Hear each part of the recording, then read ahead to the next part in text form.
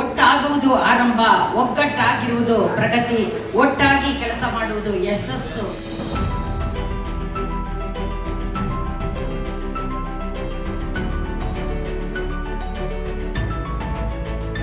Doctor Abdul Kalam ಅವರು ಹೇಳಿದಂತೆ ಕನಸು ಕಾಣಿರಿ, ನಿದ್ರೆ ಕನಸಲ್ಲ, ನಿದ್ರೆಯಿಂದ ಎಚ್ಚೆತ್ತು ಸಾಧಿಸುವ ಕನಸು ಎಂದು.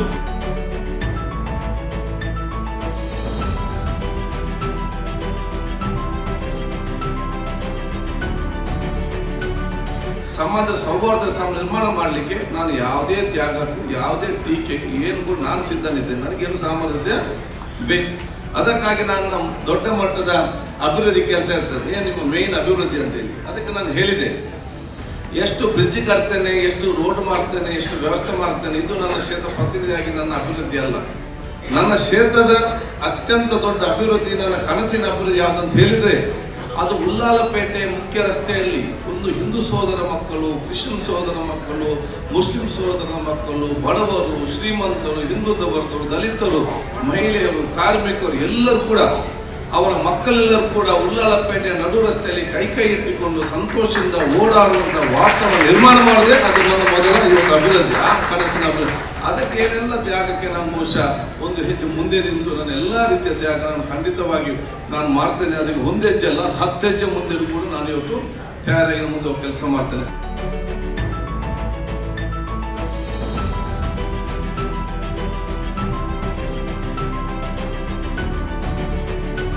ನಮ್ಮ ದೇಶ ಯಾವತ್ತೂ ಒಂದು ಮತ ಧರ್ಮಕ್ಕೆ, ಒಂದು ಭಾಷೆಗೆ ಸೀಮಿತವಾದಂತಹ ದೇಶ ಅಲ್ಲ.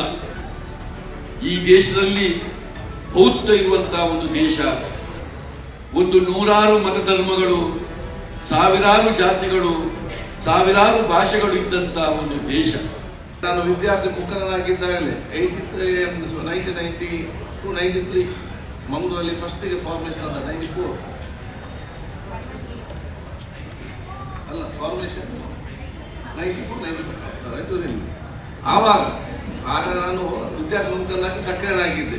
ಇದರಲ್ಲಿ ಯೂತ್ ಕಾಂಗ್ರೆಸ್, ಬೇರೆ ಬೇರೆ ಸಂಘ ಸಂಸ್ಥೆಯಲ್ಲಿ ನಾನು ಕೂಡ ಸಕ್ರಿಯ ಹೋರಾಟಗಾರನಾಗಿ ಹಲವಾರು ಹೋರಾಟಗಳು ಚಿರಪರಿಚಯನಾಗಿದ್ದೆ. ರಾತ್ರಿ ಫೋನ್ ಮಾಡ್ತಾರೆ ನನಗೆ, ನಾನು ಸಹೋದಯ ಹಾಲ್ ಒಂದು ಮೀಟಿಂಗ್ ಇದೆ, ಆ ಮೀಟಿಂಗ್ ಬರ್ಬೇಕಂತ ಹೇಳಿ ಬಲ್ಮಾಡದ ಸಹೋದಯ ಹಾಲಲ್ಲಿ ಫಸ್ಟ್ ಒಂದು ಮೀಟಿಂಗ್ ಸೇರಿತ್ತು. ಈ ಒಂದು ಟೀಮ್ ಬಂದ ಬೆಂಗಳೂರಿನ ಬಂದು ವಿಶೇಷ ಒಂದು ಕಮಿಟಿ ಆಯಿತು. ಆ ಕಮಿಟಿಯಲ್ಲಿ ನಾನು ಸೆಕ್ರೆಟರಿ. ಫಸ್ಟ್ ಬ್ಯಾರೇಜ್ ವೆಲ್ಫೇರ್ ಚಾಪ್ಟರ್ನ ಮಂಗಳೂರು ಪ್ರಾರಂಭ ಆದಾಗ ನಾನು ಸೆಕ್ರೆಟರಿ, ಇವಾಗ ನಾನೇ ಬೇರೆಲ್ಲ ಹೀಗೆ.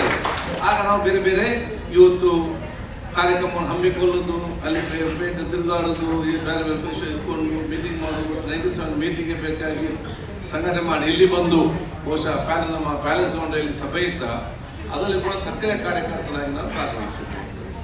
ನಾನು ಮಾತು ಯಾಕೆ ಅಂತ ಹೇಳಿದರೆ, ಬಹುಶಃ 30-35 ವರ್ಷಗಳ ಹಿಂದೆ ನಿಮ್ಮಾಗೆ ನಾನು ಕೂಡ ಬಂದು ಬ್ಯಾರಿ ವೆಲ್ಫೇರ್ ಅಸೋಸಿಯೇಷನ್ ವಾರ್ಷಿಕೋತ್ಸವ ಕಾರ್ಯಕ್ರಮದಲ್ಲಿ ಆ ಗ್ರೌಂಡಿನಲ್ಲಿ ಲಾಸ್ಟಲ್ಲಿ ಕೂತ್ಕೊಂಡು ವಾಲಂಟಿಯರ್ ಆಗಿ ಕೂತ್ಕೊಂಡು ಬೇರೆಯವರ ಮಾತನ್ನು ಕೇಳ್ತಾ ಇದ್ದೆ.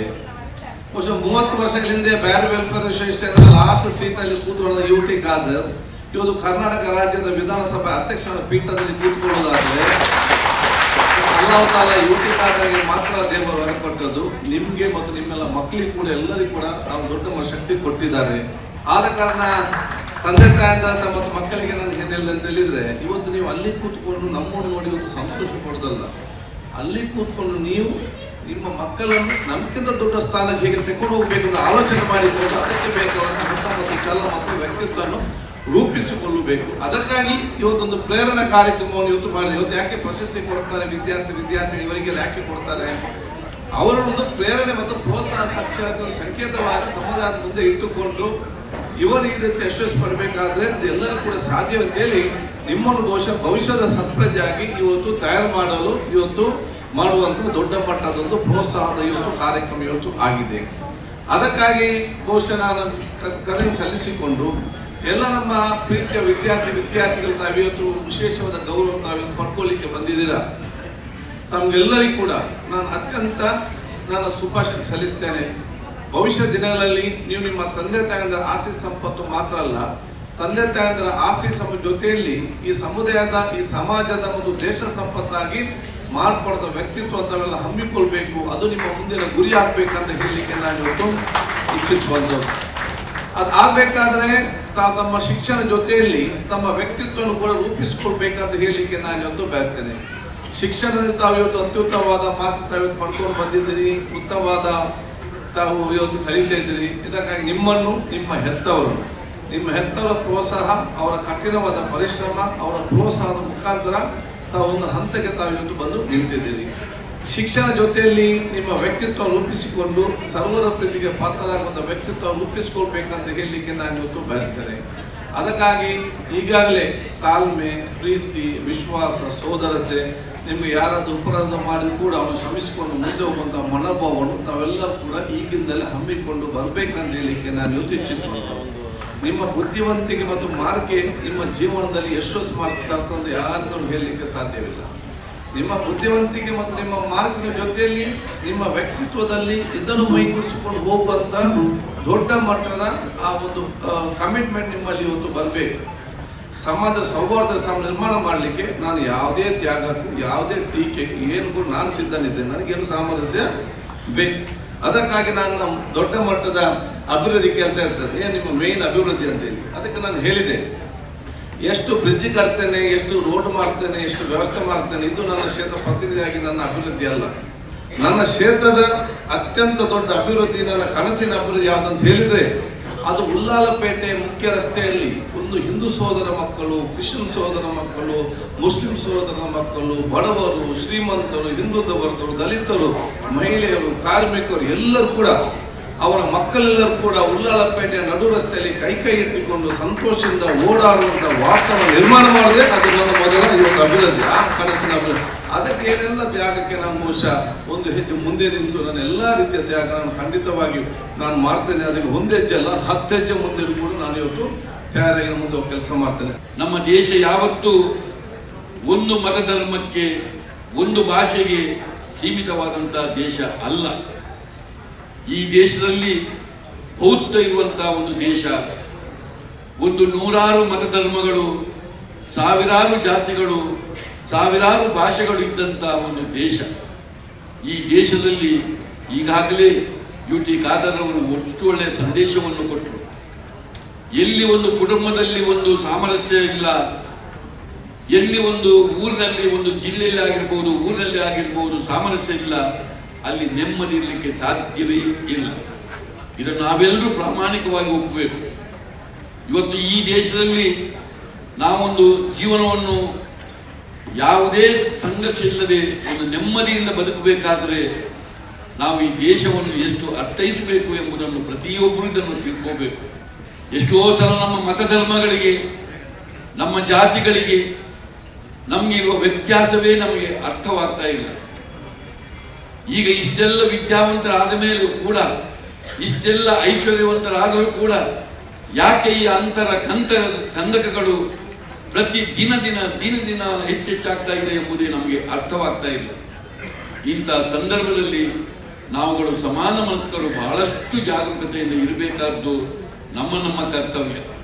ನಾವು ನಮ್ಮ ಮನಸ್ಸನ್ನು ಸರಿ ಮಾಡಿಕೊಂಡು ನಾವು ಬದುಕಿದ್ರೆ ಮಾತ್ರ ಸಾಧ್ಯ. PUC ಆದ ಮೇಲೆಯೂ ಕೂಡ ಎಷ್ಟು ಕ್ಷೇತ್ರಗಳು ಇವತ್ತು ಇದೆ ಎಂಬುದನ್ನು ನೋಡಿ. ವಿದ್ಯೆ ಎಂಬುದು ಎಷ್ಟು ಪ್ರಾಮುಖ್ಯ ಎಂಬುದು ನಮಗೆಲ್ಲರಿಗೂ ಗೊತ್ತಿರುವಂತಹ ವಿಚಾರ. ಇವತ್ತು ಇಡೀ ಒಂದು ನಮ್ಮ ಸಮುದಾಯ ಬದಲಾವಣೆ ಆಗಬೇಕಾದ್ರೆ ನೀವು ಗಮನಿಸಬೇಕು. ಈಗ ನಾನೊಬ್ಬ ಬಂಟನಾಗಿ ನಾನು ಆಲೋಚನೆ ಮಾಡಿದರೆ, ಈಗ ಎದುರಿನಲ್ಲಿ ಡಾಕ್ಟರ್ ಬಲ್ಲಾಳರು ಕೂತ್ಕೊಂಡಿದ್ದಾರೆ, ನನ್ನ ಜನಾಂಗಕ್ಕೆ ಸಂಬಂಧಪಟ್ಟವರು. ನಮ್ಮನ್ನು ನೀವು ಸರಿಯಾಗಿ ಅರ್ಥೈಸಿದ್ರೆ ನಮ್ಮ ಜನಾಂಗವನ್ನು, ನಾವು ಬಂಟರು ಅಂತ ಹೇಳಿದ್ರೆ ಶೆಟ್ಟರು ಅಂತ ಹೇಳುವುದು. ನಾವು ಇವತ್ತು ನಮ್ಮ ಮೂಲಭೂತವಾದ ನಮ್ಮ ಕೆಲಸ ಏನು ಕೇಳಿದ್ರೆ ಕೃಷಿ. ಆದರೆ ಕೃಷಿಯ ಜೊತೆಯಲ್ಲಿ ನಾವು ವಿದ್ಯೆಗೆ ವಿಶೇಷ ಗಮನ ಕೊಟ್ಟೆವು. ವಿದ್ಯೆಗೆ ಗಮನವನ್ನು ಕೊಟ್ಟು ಮನೆಗಳಲ್ಲಿ ಇವತ್ತು ಬಹಳಷ್ಟು ವಿದ್ಯಾವಂತರು ಹುಟ್ಟಿದರು. ಇದರ ಜೊತೆಯಲ್ಲಿ ಬಹಳಷ್ಟು ನೌಕರಿಗಳಿಗೆ ಹೋದೆವು. ಇದರ ಒಟ್ಟಿಗೆ ನಮ್ಮ ಬಹಳಷ್ಟು ವ್ಯವಹಾರಗಳನ್ನು ಮಾಡಿದೆವು. ವ್ಯಾಪಾರಗಳನ್ನು ಮಾಡಿ ದೇಶ ವಿದೇಶಕ್ಕೆ ಹೋದೆವು. ಆದ್ದರಿಂದ ನಾವು ಬಲಾಢ್ಯವಾಗಿ ಬೆಳೆದೆವು. ಆರ್ಥಿಕವಾಗಿ ಇರ್ಬೋದು, ಇವತ್ತು ವಿದ್ಯಾಭ್ಯಾಸದಲ್ಲಿ ಇರ್ಬೋದು, ಅಥವಾ ನಮ್ಮ ಮೂಲಭೂತವಾದಂತಹ ಕೃಷಿಯಲ್ಲಿ ಇರ್ಬೋದು, ಒಂದು ಬಹಳ ಒಳ್ಳೆಯ ಒಂದು ಜೀವನ ಮಾಡಲಿಕ್ಕೆ ಸಾಧ್ಯವಾಗಿದೆ. ಇವತ್ತು ನೀವು ಮುಸಲ್ಮಾನರು ಕೂಡ ನೀವು ಹೆಚ್ಚು ಆದ್ಯತೆಯನ್ನು ನಿಮ್ಮ ವ್ಯವಹಾರಕ್ಕೆ ನೀವು ಕೊಡ್ತೀರಿ. ನಿಮ್ಮ ಮೂಲಭೂತವಾದಂಥ ನಿಮ್ಮ ಇದೇನು ಕೇಳಿದ್ರೆ ಸಣ್ಣ ವ್ಯಾಪಾರ ಇರ್ಬೋದು, ದೊಡ್ಡ ವ್ಯಾಪಾರ ಇರ್ಬೋದು, ನೀವು ವ್ಯವಹಾರಕ್ಕೆ ವಿಶೇಷ ಒತ್ತು ಕೊಡುವವರು. ಈಗ ನೀವು ಸ್ವಲ್ಪ ವಿದ್ಯಾಭ್ಯಾಸಕ್ಕೆ ಒತ್ತು ಕೊಡ್ತಾ ಇದ್ದೀರಿ. ಈ ವಿದ್ಯಾಭ್ಯಾಸ ಆಮೆಗತಿಯಲ್ಲಿ ಹೋದರೆ ಸಾಲದು. ಇವತ್ತು ಆಮೆಯೂ ಓಡ್ತದೆ, ಜಿಂಕೆಯೂ ಓಡ್ತದೆ. ಆದರೆ ಆಮೆ ಓಡುವ ಸಂಗತಿಯೇ ಬೇರೆ, ಜಿಂಕೆ ಓಡುವ ಸಂಗತಿಯೇ ಬೇರೆ. ಹೀಗೆ ಇವತ್ತು ಬೇರೆ ಬೇರೆ ಸಮುದಾಯದವರು ಕೂಡ ಈಗ ವಿದ್ಯಾಭ್ಯಾಸಕ್ಕೆ ಬಹಳ ಒತ್ತನ್ನು ಕೊಡ್ತಾ ಇದ್ದಾರೆ. ನಿಮ್ಮದು ಈಗ ಬಹಳಷ್ಟು ಬದಲಾವಣೆ ಆಗಿದೆ, ನಾನು ಒಪ್ತೇನೆ. ಆದರೆ ಇನ್ನೂ ಕೂಡ ಜಿಂಕೆಯ ರೀತಿಯಲ್ಲಿ ನೀವು ಓಡಿಕೊಂಡು ಆಮೆ ರೀತಿಯಲ್ಲಿ ಓಡದೆ ವಿಶೇಷವಾದ ಅದಕ್ಕೊಂದು ಒತ್ತನ್ನು ಕೊಟ್ಟುಕೊಂಡು ವಿದ್ಯೆಗೆ ವಿಶೇಷ ಗಮನವನ್ನು ಕೊಡಿ. ಆದ್ದರಿಂದ ನಾನು ಇಲ್ಲಿರುವ ಎಲ್ಲ ಯುವಕರಲ್ಲೂ ವಿನಂತಿಸ್ತೇ, ಇಡೀ ಕಾಲಚಕ್ರವನ್ನು ನೋಡಿ, ಇಡೀ ಒಂದು ನಮ್ಮ ದೇಶವನ್ನು ಗಮನಿಸಿ, ಜಗತ್ತನ್ನು ಗಮನಿಸಿ.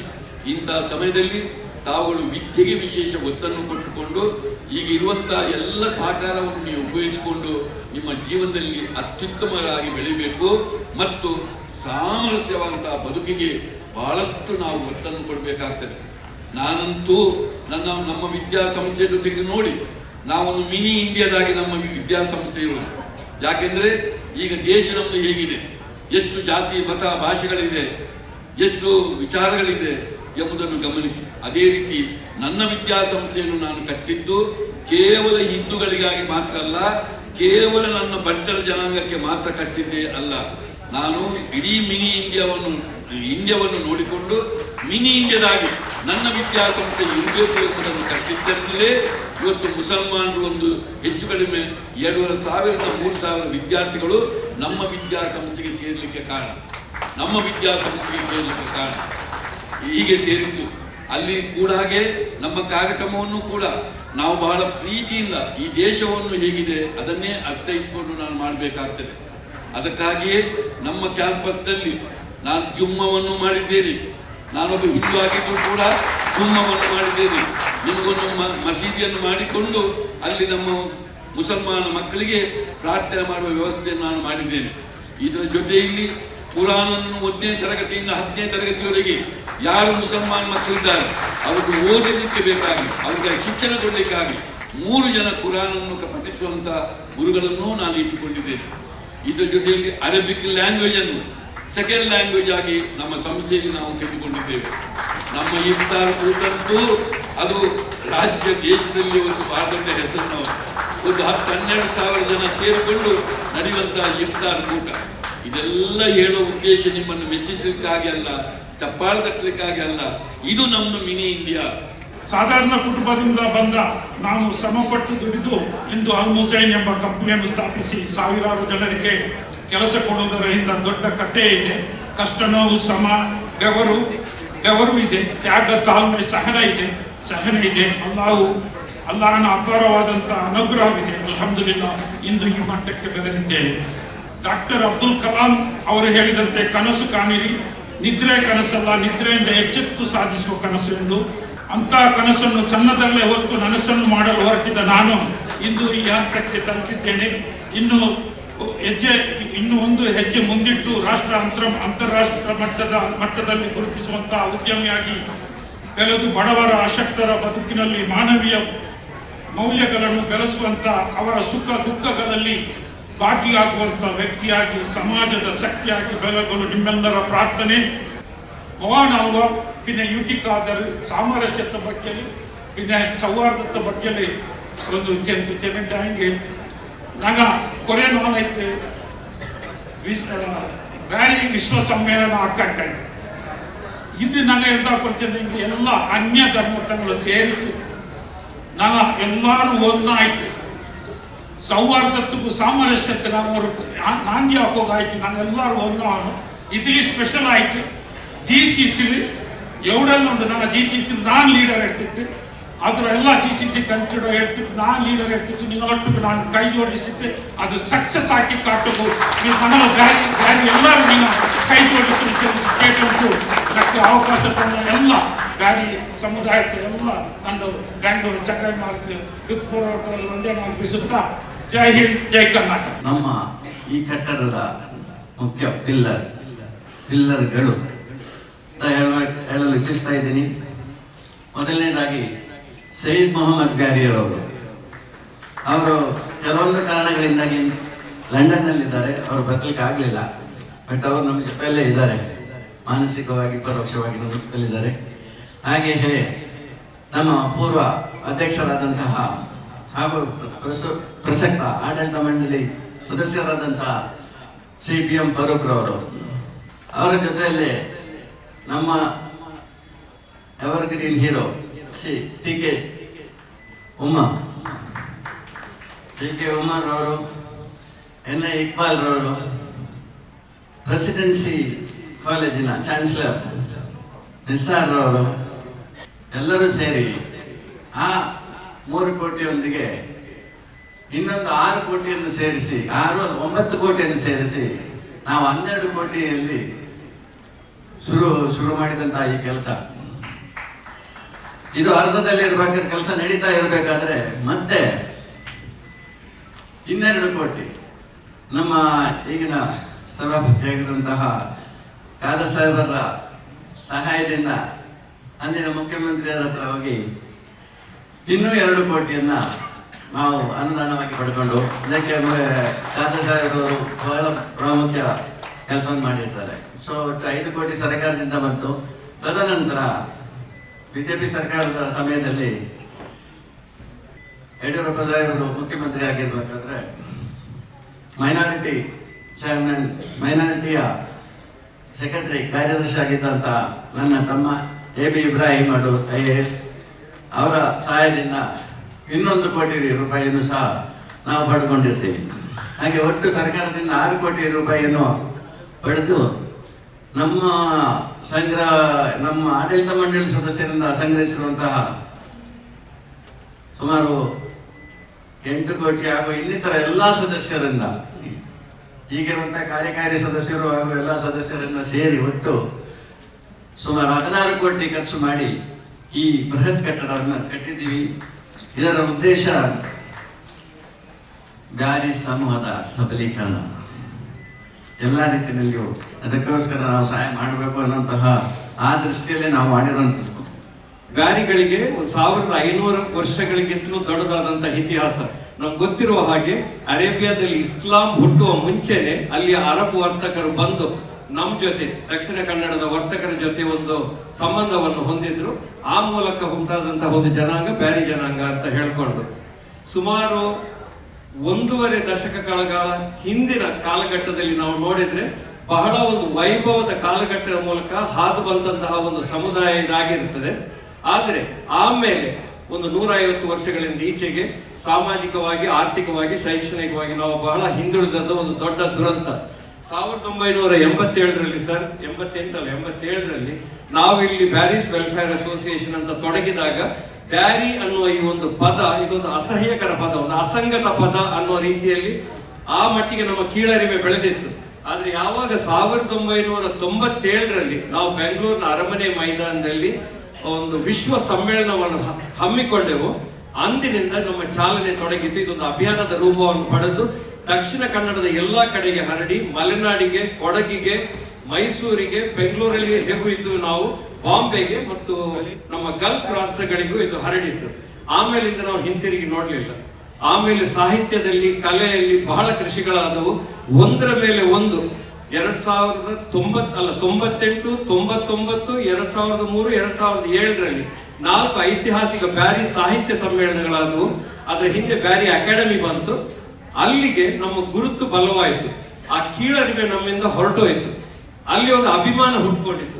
ಎಲ್ಲಿ ಅಭಿಮಾನ ಹುಟ್ಕೊಳ್ತದೆ ಅಲ್ಲಿ ಒಂದು ಭ್ರಾತೃತ್ವ, ಒಂದು ಸಂಘಟನಾತ್ಮಕವಾದಂತ ಒಂದು ಶಕ್ತಿ ಹುಟ್ಕೊಳ್ತದೆ, ಅಲ್ಲಿ ಅಭಿವೃದ್ಧಿ ತೊಡಗ್ತದೆ ಅಂತ ನಮ್ಗೆ ತಿಳಿದವರು ಏನ್ ಹೇಳ್ತಾ ಇದ್ದಾರೆ ಅಂತ ಹೇಳಿದ್ರೆ, ಎಲ್ಲಿ ಒಂದು ಸಮುದಾಯದಲ್ಲಿ ಅಭಿಮಾನವಿರುತ್ತದೋ ಅಲ್ಲಿ ಒಂದು ಸಂಘಟನಾತ್ಮಕವಾದಂತ ಒಂದು ಶಕ್ತಿ ಹುಟ್ಕೊಳ್ತದೆ. ಅದರ ಮೂಲಕ ಅಭಿವೃದ್ಧಿ ಬಹಳ ಸುಲಭವಾಗಿ ಸಾಮೂಹಿಕ ಅಭಿವೃದ್ಧಿ ಆಗ್ತದೆ. ಎಲ್ಲಿ ಅಭಿವೃದ್ಧಿ ಆಗ್ತದೆ ಅಲ್ಲಿ ಮತ್ತೆ ಅಭಿಮಾನ ಹುಟ್ಕೊಳ್ತದೆ, ಮತ್ತೆ ಅಭಿವೃದ್ಧಿ ಆಗ್ತದೆ. ಈ ರೀತಿ ಒಂದು ಸರಣಿ ಪ್ರಕ್ರಿಯೆ ಸ್ಟಾರ್ಟ್ ಆಗ್ತದೆ ಅಂತ ಹೇಳ್ತಾರೆ.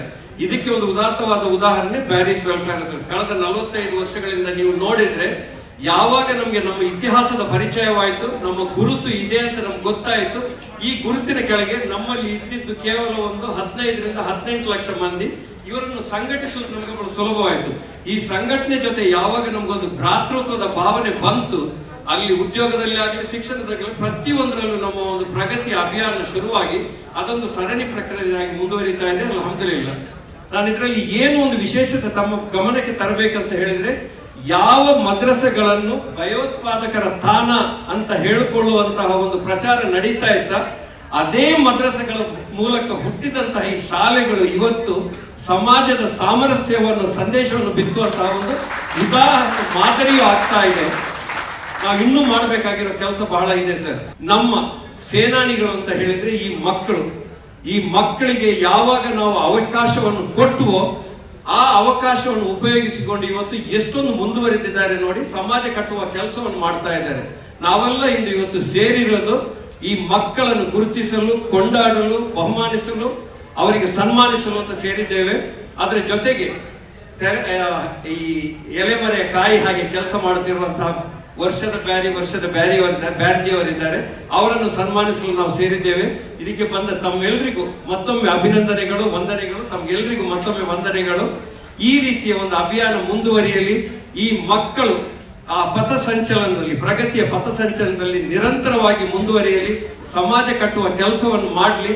ಮತ್ತು ನಮ್ಮ ಈ ಮಹಾನ್ ದೇಶ ಪ್ರಪಂಚದ ಅತ್ಯಂತ ಮುಂದುವರಿದ ದೇಶವಾಗುವಂತಹ ಕಾಲ ಬಹಳ ಸನ್ನಿಹಿತವಾಗಿದೆ. ಅದರಲ್ಲಿ ತಮ್ಮೆಲ್ಲರ ಪಾತ್ರ ಇರಲಿ ಅಂತ ನಾನು ಬೇಡಿಕೊಂಡು ಈ ಮಾತಿಗೋಸ್ಕರ ತಮಗೆ ಕೃತಜ್ಞತೆಯನ್ನು ಅರ್ಪಿಸಿ ನಾನು ಮಾತನ್ನು ಮುಗಿಸ್ತಾ ಇದ್ದೇನೆ. ಜೈ ಹಿಂದ್, ಜೈ ಕರ್ನಾಟಕ. ಒಟ್ಟಾಗುವುದು ಆರಂಭ, ಒಗ್ಗಟ್ಟಾಗಿರುವುದು ಪ್ರಗತಿ, ಒಟ್ಟಾಗಿ ಕೆಲಸ ಮಾಡುವುದು ಯಶಸ್ಸು. ನಿಜಕ್ಕೂ ಇವತ್ತು ಈ ಒಂದು ವೇದಿಕೆಯಲ್ಲಿ ನಾವು ಮಾತಾಡ್ತಿದ್ವಿ ಅಂತಂದ್ರೆ ಒಂದು ಖುಷಿ. ಯಾಕಂದ್ರೆ ಬೇರೆ ಹೇಗೆ ಹೇಳ್ತಾರೆ ಅಂದ್ರೆ, ಮದುವೆ ಮಾಡಿಕೊಟ್ಮೇಲೆ ಹೆಣ್ಮಗಳನ್ನ 10 ವರ್ಷ ಬಿಟ್ಟು ತಾಯಿ ಮನೆಗೆ ಕಳಿಸಿದಾಗ ಏನು ಸಂಭ್ರಮ ಇರುತ್ತೆ ಹೆಣ್ಮಗಳಲ್ಲಿ, ಆ ಸಂಭ್ರಮ ಇವತ್ತು ನಾನು ಕಂಡೆ. ಯಾಕಂತ ಹೇಳಿದ್ರೆ ಸನ್ಮಾನಗಳು ಬೇರೆ ಕಡೆ ಎಲ್ಲ ಕಡೆನೂ ಸನ್ಮಾನಗಳು ನಡೆಯುತ್ತೆ, ಆದರೆ ನನ್ನ ಸಮುದಾಯದಲ್ಲಿ ನನ್ನನ್ನು ಗುರುತಿಸಿ ಒಂದು ಸನ್ಮಾನ ಈ ಬೆಂಗಳೂರಲ್ಲಿ ಇಂತಹ ಒಂದು ಅತ್ತೆಯೂರಿ ಕಾರ್ಯಕ್ರಮದಲ್ಲಿ ಸನ್ಮಾನ ಮಾಡ್ತಿರೋದು ನಿಜಕ್ಕೂ ನಾನು ಆಭಾರಿಯಾಗಿದ್ದೇನೆ. ಅದಕ್ಕಿಂತ ಹೆಚ್ಚಾಗಿ ನನ್ನ ಹೆತ್ತಮ್ಮ ಬಂದಿದ್ದಾರೆ. ಇವತ್ತು ನಮ್ಮಮ್ಮ ಪ್ರೌಡ್ ಫೀಲ್ ಮಾಡಬೇಕು. ಯಾಕಂದ್ರೆ 4 ಜನ ಹೆಣ್ಮಕ್ಳನ್ನ ಆ ದಶಕದಲ್ಲಿ ನಮ್ಮಮ್ಮ ಹೆತ್ತು 4 ಹೆಣ್ಮಕ್ಳ ಅಂತ ನಮ್ಮಮ್ಮನ್ನ ಹೇಳ್ತಾ ಇದ್ರು. ಕಷ್ಟದಿಂದ ಬಂದವ್ರು ನಾವು. ಹಾಗಾಗಿ ಕಷ್ಟ ಸುಖ ಏನಂತ ನಮಗೆ ಗೊತ್ತು. ನಾವು ದೊಡ್ಡ ಮಗಳು ನಮ್ಮ ಮನೆಯಲ್ಲಿ ಅಂದ್ರೆ ಒಂದು ಸೈಕಲ್ ಕಲಿತೀನಿ ಅಂದ್ರೆ ಅಕ್ಕಪಕ್ಕದವ್ರು ಹೇಳಿದ್ರು, ಹೆಣ್ಮಕ್ಳಿಗೆ ಅದ್ದು ಬಿಸಲ್ಲಿ ಇಡಕ್ಕಾಗಲ್ಲ, ಸೈಕಲ್ ಕಲಿಬೇಕಂತ. ಇವತ್ತು ಅವ್ರ ಮುಂದೆ ನಾನು ಆಂಬ್ಯುಲೆನ್ಸ್ ಓಡಿಸ್ಕೊಂಡೋಗಿ ನಿಲ್ಲಿಸ್ತಾ ಇದ್ದೀನಿ. ಅದು ನನ್ನ ಸಾಧನೆ ಅಂತೀನಿ. ಹಾಗೆ ಅವ್ರಿಗೆ ಯಾಕೆ ಎಜುಕೇಶನ್ ಕೊಡ್ತೀರಾ ಅಂತ ಹೇಳ್ತಿದ್ರು. ಇವತ್ತು ಅವ್ರ ಮುಂದೆ 2 ಕವನ ಸಂಕಲನ ಬಿಡುಗಡೆ ಮಾಡಿದ್ದೀನಿ, ಅದು ನನ್ನ ಸಾಧನೆ. ಹಾಗೆ ಹಳ್ಳ, ನಮ್ಮ ಮನೆಗೆ ಹಿಂದೆನೆ ಹಳ್ಳ ಇತ್ತು. ನಮಗೆ ಕಷ್ಟ, ಒಲೆ ಹಚ್ಚಕ್ಕೂ ಆ ಪರಿಸ್ಥಿತಿಯಲ್ಲಿ ಇದ್ದಾಗ ಮಳೆ ಬಂದಾಗ ಕೊಚ್ಕೊಂಡು ಹೋಗ್ತಿತ್ತು ಸೌದೆಗಳು. ಅದನ್ನ ಹೋಗಿ ಈಜಿ ತರ್ತಾ ಇದ್ವಿ. ಅದೊಂದು ಒಲೆ ಉರಿಸ್ಬೇಕನ್ನೋ ಒಂದೇ ಉದ್ದೇಶ, ನನ್ನ ತಂಗಿ ತಮ್ಮ ಎಲ್ಲ ಊಟ ಮಾಡಬೇಕು, ಬೇರೆ ಏನು ಉದ್ದೇಶ ಎಲ್ಲ, ಸೌದೆ ತರ್ಬೇಕನ್ನೋ ಒಂದು ಆತುರ. ಆಗ ಈಜು ಕಲ್ತ ನಾನು ಕೊಳೆತ ಹೆಣವನ್ನ ಈಜಿ ತರ್ತೀನಿ. ಅದು ನಾನು ಮಾಡಿದ ಸಾಧನೆ. ಅದು ನನ್ನ ಅಮ್ಮನಿಗೆ ನಾನು ಕೊಡೋ ಗೌರವ. ಕೃಷಿಕ, ಅದೇ ರೀತಿ ಬಡ ಮಕ್ಕಳಿಗೆ, ಹಳ್ಳಿಯಲ್ಲಿ ವಾಸಿಸುವಂಥ ಮಕ್ಕಳಿಗೆ ಸಹ ಹೆಚ್ಚಿನ ವಿದ್ಯಾಭ್ಯಾಸ ಲಭಿಸಬೇಕೆಂದು ನನ್ನ ಉದ್ದೇಶದಿಂದ ಮಾಡಿದಂಥ ಶಿಕ್ಷಣ ಕ್ರಾಂತಿ ಮತ್ತು ಸಾಮಾಜಿಕ ನೆಲದಲ್ಲಿ ಮಾಡಿದಂಥ ಕೆಲಸ ಕಾರ್ಯಗಳಿಗೆ ಈ ಪ್ರಶಸ್ತಿ ಒಲಿದು ಬಂದಿರಬಹುದು. ಆದರೆ ಇದು ಯಾವುದು ನನ್ನ ಶಕ್ತಿಯಿಂದ ಮಾಡಿದ್ದಲ್ಲ, ಎಲ್ಲವೂ ಅಲ್ಲಾಹನ ಅನುಗ್ರಹವಾಗಿದೆ. ಎಲ್ಲವೂ ಅವನದ್ದು. ಅವನು ಕೊಟ್ಟಿದ್ದನ್ನು ನಾನು ಒಳ್ಳೆ ದಾರಿಯಲ್ಲಿ ಖರ್ಚು ಮಾಡಲು ಶ್ರಮಿಸಿದ್ದೇನೆ. ನಾನೊಬ್ಬ ನಿಮಿತ್ತ ಮಾತ್ರ. ಇನ್ನಷ್ಟು ಒಳ್ಳೆ ಕೆಲಸ ಮಾಡಲು ಅಲ್ಲಾಹು ಅನುಗ್ರಹಿಸಲಿ, ಶಕ್ತಿ ನೀಡಲಿ, ಆಮೀನೆಂದು ಅಲ್ಲಾಹನಲ್ಲಿ ಈ ಸಂದರ್ಭದಲ್ಲಿ ಬೇಡುತ್ತಿದ್ದೇನೆ. ನನಗೆ ಕನ್ನಡ ಕಲಿಸಿದ ನನ್ನ ತಂದೆ BK ಮೊಯ್ದೀನ್, ನಕ್ಕ ಕನ್ನಡ ಬಡಿಪಾಟಿಯ ನನ್ನ ಹಬ್ಬ BK ಮೊಯ್ದೀನ್, ನನಗೆ ಸಹನೆಯನ್ನು ಕಲಿಸಿದ ನನ್ನ ತಾಯಿ ಝೈನಬ, ನಕ್ಕ ಸೊಬುರು ಬಡಿಪಾಟಿಯಾಗಂತ ನನ್ನ ಉಮ್ಮ ಝೈನಬ, ಅದೇ ಪೋಲ ಚೆರ್ದಿಲು 40 ವರ್ಷ ನಗಲ ರಾಯತ್ತಿಲು ಹಳೆಯ ಕತಿಪಾಯ್ತು ಕೇಸಿ ಮೊಯ್ದೀನ್ ಮುಸ್ಲಿಯಾರ್ ತಲಪಾಟಿಯಲ್ಲಿ ನನ್ನ ಉಮ್ಮಕ್ಕೂ ಐಲೆ ಬಡಿಪಾಟಿರು, ನಕ್ಕೂ ಐಲೆ ಬಡಿಪಾಟಿರು, ನನ್ನ ಹಬ್ಬಕ್ಕೂ ಐಲೆ ಬಡಿಪಾಟಿರು ಅರಬೇಕು ಅಯಲವರು ನಾಗರ ಬೆತ್ತೆ ಅಂತ ಆ KC ಮೊಯ್ದೀನ್ ಮುಸ್ಲಿಯಾರ್ ಅವರಿಗೆ ಮತ್ತು ಅವರ ಜೊತೆಗಿದ್ದ ನಾಗರ ಬೆತ್ತಕ್ಕೆ ಥ್ಯಾಂಕ್ಸ್. ಅದೇ ರೀತಿ ಉರ್ದು ಮಾಸ್ಟ್ರು, ನಮ್ಮ ಉರ್ದು ಶಾಲೆಯ ಹೆಡ್ ಮಾಸ್ಟ್ರು ಕರೀಮ್ ಉಸ್ತಾದ್, ನಾನು ಶಾಲೆ ತಪ್ಪಿಸಿ ಮನೆಯಲ್ಲಿರಬೇಕು ಅಂತೇಳಿ ಪ್ರಯತ್ನ ಏನೆಲ್ಲ ಮಾಡ್ತಾ ಇದ್ದೆ ಚಿಕ್ಕಂದಿನಲ್ಲಿ. 4ನೇ ತರಗತಿವರೆಗೆ ಉರ್ದು ಮೀಡಿಯಂ ಸ್ಟೂಡೆಂಟ್, ನಾನು ಶಾಲೆ ಸ್ಟೂಡೆಂಟ್ ಸಂತೆಕಟ್ಟಿನಲ್ಲಿ. ಅವರು ನಮ್ಮ ಮನೆಯ ಬಾಡಿಗೆಯಲ್ಲೇ ಇದ್ದದ್ರಿಂದ ಅದು ತಪ್ಪಿಸ್ಕೊಳ್ಳಿಕ್ಕೆ ಅವಕಾಶನೇ ಇಲ್ಲ. ಅವ್ರದ್ದು ಒಂದು ಬೆತ್ತ ಇತ್ತು. ನನ್ನನ್ನು ದರ ರಸ್ತೆಯಲ್ಲಿ ಎಷ್ಟೋ ಸಲ ಎಳ್ಕೊಂಡು ಹೋಗಿದ್ದಾರೆ ಉರ್ದು ಶಾಲೆಗೆ, ಕರೀಂ ಉಸ್ತಾದ್ ಅವರಿಗೆ. ಅದೇ ರೀತಿ ರೊಸಾರಿಯೋ ಹೈಸ್ಕೂಲ್ನಲ್ಲಿ ನನ್ನ ಎಲ್ಲ ಚಟುವಟಿಕೆಗಳಿಗೆ, ನಾನು ರೊಸಾರಿಯೋ ಹೈಸ್ಕೂಲ್ನಲ್ಲಿದ್ದಾಗ ಒಂದು ಸ್ಪರ್ಧೆ ಇತ್ತು. ಪ್ರತಿಯೊಬ್ಬ ವಿದ್ಯಾರ್ಥಿ ಒಂದು ಮ್ಯಾಗಝಿನ್ ಮಾಡಬೇಕು, ಅವಂದೇ ಸ್ವಂತ ಮ್ಯಾಗಝಿನ್. ನಾ ಪತ್ರಕರ್ತನಾಗೋದಕ್ಕೆ ಮೊದಲ ಒಂದು ಸ್ಟೆಪ್ ಬಂದಿದೆ. ಆ ಮ್ಯಾಗಝಿನ್ಗೆ 100 ರೂಪಾಯಿ ಬಹುಮಾನ ಇತ್ತು. ವಾರ್ಷಿಕೋತ್ಸವ ದಿನ ಕೊಡ್ತಾ ಇದ್ರು 100 ರೂಪಾಯಿ. ಆ ಕಾಲದಲ್ಲಿ ನೋಡಿದವರು 8, 9, 10ನೇ ತರಗತಿ 3 ತರಗತಿಯವರಿಗೆ ಒಂದೇ ಪ್ರೈಸ್. ಆ 3 ವರ್ಷ ನಾನೇ ಫಸ್ಟ್ ಪ್ರೈಸ್ ತಗೊಂಡಿದ್ದೀನಿ. ಅದಕ್ಕೆ ಮುಖ್ಯ ಕಾರಣ ವೆಲೇರಿಯನ್ ರೋಡ್ರಿಗಸ್ ಅಂತ ನನ್ನ ಮೇಷ್ಟ್ರು. ಅದೇ ಮುಂದೆ ನನಗೆ ಸುಧಾ ವಾರಪತ್ರಿಕೆ ಮಾಡುವಾಗ ನೆನಪಾಗ್ತಾ ಇತ್ತು ಆ ಸ್ಫೂರ್ತಿ. ಅದೇ ರೀತಿ ಹೆಬ್ರಿ ಜೂನಿಯರ್ ಕಾಲೇಜ್ನಲ್ಲಿ ನನಗೆ ಬಹಳ ಇನ್ಫ್ಲೂಯೆನ್ಸ್ ಮಾಡಿದಂಥವರು ನಮ್ಮ ಕನ್ನಡ ಮೇಷ್ಟ್ರು ಗಣನಾಥ ಭಟ್ ಅವರು, ಆಮೇಲೆ ಹಿಂದಿ ಮೇಷ್ಟ್ರು ರಮೇಶ್ ಭಟ್ ಅವರು. ರಮೇಶ್ ಭಟ್ ಅವರಿಗೆ ಒಂದು ಅಭ್ಯಾಸ ಇತ್ತು, ತಿಂಗಳಿಗೆ ಒಂದ್ಸಲ ಎಲ್ಲ ಮಕ್ಕಳನ್ನ ಎದ್ನಿಲ್ಲು, ಮುಂದೆ ಏನಾಗ್ತೀಯ ಅಂತ, ಎದ್ನಿಲ್ಲು, ನೀನೇನಾಗ್ತೀಯ ಅಂತ. ನಮ್ದು ಎಲ್ಲ ಹುಡುಗರು SSLC ನಲ್ಲಿ ನಾನು ಡಾಕ್ಟರ್ ಆಗ್ತೇನೆ, ಲಾಯರ್ ಆಗ್ತೇನೆ, ಡಾಕ್ಟ್ರು ಲಾಯರು ಹೀಗೆ. ನಡುವೆ ನಾನು ಮಾತ್ರ ಒಬ್ಬ ಎತ್ಕೊಂಡ್ಬಿಟ್ಟು ನಾನು ಜರ್ನಲಿಸ್ಟ್ ಆಗ್ತೇನೆ ಅಂತ ಹೇಳಿದ್ದೆ ಅವಾಗ. ಅದು ಬಹುಶಃ ಆ ಕನಸು ಆ ಕಾಲದಲ್ಲಿ ಇತ್ತು ಅಂತೇಳಿ ಕಾಣಿಸುತ್ತೆ. ಆಮೇಲೆ ಗೋವಿಂದಾಸ್ ಕಾಲೇಜ್ನಲ್ಲಿ ನನಗೆ ಬಹಳ ಇನ್ಫ್ಲೂಯೆನ್ಸ್ ಮಾಡಿದಂಥವ್ರು ಡಾಕ್ಟರ್ ಸೀತಾರಾಮಾಚಾರ್ಯ ಹೊಸಪೇಟೆ. ಅವ್ರು ನನಗೆ ಪಾಠ ಮಾಡಲಿಲ್ಲ, ಯಾಕಂದ್ರೆ ಅವರು BA ಸೆಕ್ಷನ್ಗೆ ಇದ್ರು, ನಾನು BCom ಸೆಕ್ಷನ್ನಲ್ಲಿದ್ದೆ. ಆದರೆ ನನ್ನೆಲ್ಲ ಸಾಹಿತ್ಯಿಕ ಚಟುವಟಿಕೆಗಳಿಗೆ ನೀರಿದವರು ಡಾಕ್ಟರ್ ಸೀತಾರಾಮಾಚಾರ್ಯ ಹೊಸಪೇಟು ಮತ್ತು ಶೇಖರ್ ಇಂಡಿಯಾ ಅವರು. ಆಮೇಲೆ ಡಾಕ್ಟರ್ ಲೀಲಾವತಿ ರಾವ್ ಮೇಡಮ್ ಅವರು. ಈ 3 ಮಂದಿಯನ್ನು ಕೂಡ ನಾನು ಈ ಸಂದರ್ಭದಲ್ಲಿ ನೆನಪಿಸ್ಕೊಳ್ಳಿಕ್ಕೆ ಬಯಸ್ತೇನೆ. ಆಮೇಲೆ ವಾಪಸ್ ಮನೆಗೆ ಹೋಗ್ಬೇಕಾಗಿದೆ. ನನ್ನ ಪತ್ನಿ ಅಸೀಲಾ ಖದೀಜಾ, ಮತ್ತೆ 2 ಮಕ್ಕಳಾದ ಸುಹಾ ಮತ್ತು ಝೈನಬಾ, ಮತ್ತೀಗ ಅದ್ರ ಜೊತೆಗೆ ಒಂದು ಹೊಸ ಕೋರಸ್ ಸೇರ್ಕೊಂಡಿದೆ ನನ್ನ ಮೊಮ್ಮಗಳು ಇನ್ಸೀರಾ. ಇವರೆಲ್ಲರೂ ಕೂಡ ನನ್ನ ಹಿಂದೆ ಎಲ್ಲರದ್ದು ಪಾಲಿದೆ ಇದರಲ್ಲಿ. ನಾವು ಸುಮ್ಮನೆ ಹೇಳ್ತೀವಿ ಎಲ್ಲ ನಾನೇ ಮಾಡಿದ್ದು ಅಂತ, ಹಾಗಲ್ಲ. ಇವರೆಲ್ಲರದ್ದು ಪಾಲಿದೆ ಇದರಲ್ಲಿ. ಜಂಡು ಫಲಕ ಸ್ಟೂಡೆಂಟ್ಸ್ ಅಂಚೆಲ್ಲೂ ಇಂಡಿಪನಿಗೆ ನೋಡ್ತಾರೆ ಸ್ಟೇಜಲ್ಲಿ ತೆಗಂತ ಪ್ರಶಸ್ತಿ, 5000 ಪ್ರಶಸ್ತಿ ಕೊಡ್ಕೊಡೋದಂಥವರು ಸಂಸ್ಥೆ ಒಂದು ಜನರಿಂದ ಬೆಂಗಳೂರಲ್ಲಿ. ಅದು ನನ್ನ ಪೇಪರ್ನ ಕೂಡ 5000 ಪ್ರಶಸ್ತಿ, 10,000, 20, 20,000 ಅಕಾಡೆಮಿ ಸಮೇತ. ಇದು ಕರ್ನಾಟಕ ಅಕಾಡೆಮಿ ಕೊಟ್ಕೊಡೋ ಗೌರವ ಪ್ರಶಸ್ತಿ, ಅದು 65 ವರ್ಷ ಅವನಂಕ ಅದರಿಂದ ಕೊಟ್ಕೊಡೋದಂತ. ಅದಕ್ಕೆ ಈಕ್ವಲೆಂಟ್ ಆಗುತ್ತೆ ಅವರ ಪ್ರಶಸ್ತಿ. ನನಗೆ ವರ್ಷದ ಬ್ಯಾರಿ ಪ್ರಶಸ್ತಿ ಕೊಡ್ತಿರ್ಲಿಲ್ಲದು. ಅದು ಬಾರಿ ಮೇಲೆ ಅವ್ರ ಸಾಧನೆ. ಈಗ ಯೋಚನೆ ಆಗ್ತದೆ, ಈಗ ಇಪ್ಪ ಬಂದಿಲ್ಲ ಅದಕ್ಕೆ ಮುಕ್ತ ಈಗೆಲ್ಲ ಹಿರಿಯಂಗ ಬರೋ ಚಾನ್ಸ್ ಉಂಟು. ಈ ವರ್ಷದ ಬ್ಯಾರಿ ಕೂಡ ಇನ್ನಂಗ ಸುಮಾರು ನೆಕ್ಸ್ಟ್ ಬರೋಕು ಮಯ್ಯಾವು ಅಂಕೆಲ್ಲರಿಗೂ ಇದಕ್ಕೆ ಕೋಶಿಶ್ ಹಾಕೋರು. ವರ್ಷದ ಬ್ಯಾರಿ ಅವರು ಜನಕ್ಕೆ ಅದೇ ಮೇಲೆ ಮಕ್ಕ ನಿಂಗೂ ನಿನ್ನೆ ಯೋಚನೆ ಹಾಕೊಂಡು ಅವರು ರಾಜ್ಯೋತ್ಸವ ಪ್ರಶಸ್ತಿ ಕಿಟ್ಟು ಹತ್ತರ ಸುಲಭ ಇಲ್ಲ. ಅದಕ್ಕೊಂದು ಅಪಾರವಾದಂಥ ಸಾಧನೆ ಹಾಕೊಂಡು ಇಂದಲ್ಲ ನಾಳೆ ನಗಲು ಫೀಲ್ಡ್ ಅನ್ನಂಥ ಸಾಧನೆ ಹಾಕಿಟ್ಟು ರಾಜ್ಯೋತ್ಸವ ಪ್ರಶಸ್ತಿ ಎತ್ಕೊಳ್ಳೋದು ನಮೋ ஒரு இன்னொரு பேரி ಆ ಸ್ಥಾನಕ್ಕೆ ಬಂಡಾಚರಣೆ ஒரு கிணவு நிகழ்வு இக்கட்டு இத்தனை சென்னிட்டு அந்த ಈ 4 ಮಲಕತ್ತೆ ನಾನು ನಿಪಾಟ್ರೆ. ಅಸ್ಸಲಾಮು ಅಲೈಕುಂ ವರಹಮತುಲ್ಲಾಹಿ ವಬರಕಾತುಹು.